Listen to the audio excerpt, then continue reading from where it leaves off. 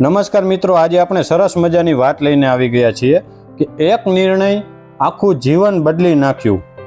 તો કેવો નિર્ણય?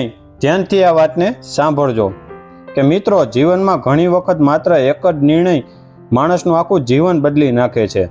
આજે હું તમને એક એવી પ્રેરણાદાયક વાર્તા કહીશ જે સાંભળ્યા પછી કદાચ તમે પણ તમારા જીવનનો સૌથી મહત્વનો નિર્ણય લેવામાં મોડું નહીં કરો.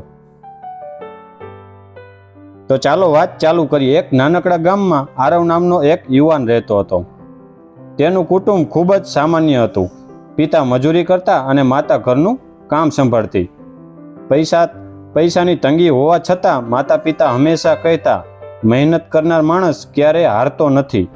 પરંતુ આરવને લાગતું કે નસીબ વગર કંઈ મળતું નથી. એક દિવસ ગામમાં એક વૃદ્ધ સાધુ આવ્યા. ગામના ઘણા લોકો તેમના આશીર્વાદ લેવા ગયા. આરવ પણ ત્યાં પહોંચ્યો.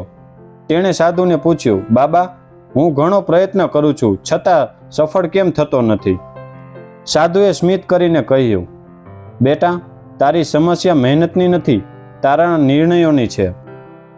સાધુએ કહ્યું, દરરોજ સવારમાં તું નક્કી કરે છે કે આનો દિવસ ફરિયાદમાં પસાર કરવો કે મહેનતમાં.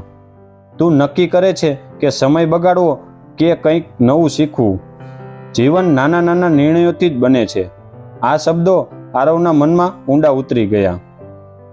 પ્રથમ મોટો નિર્ણય કે આજથી હું ફરિયાદ નહીં કરું. હું દરરોજ કંઈક નવું શીખીશ અને સતત મહેનત કરીશ.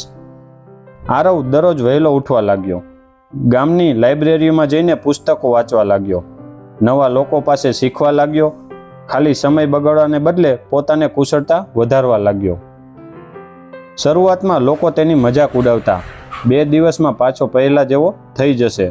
પણ આરવ હવે બદલાઈ ગયો. તેણે નક્કી કરી લીધું કે લોકોના શબ્દો નહીં, પોતાના સપનાઓ સાંભળવાના. 1 મહિનો પસાર થયો. પછી 3 મહિના ધીમે ધીમે લોકો તેની અંદરનો બદલાવ જોવા લાગ્યા. તેનો આત્મવિશ્વાસ વધ્યો.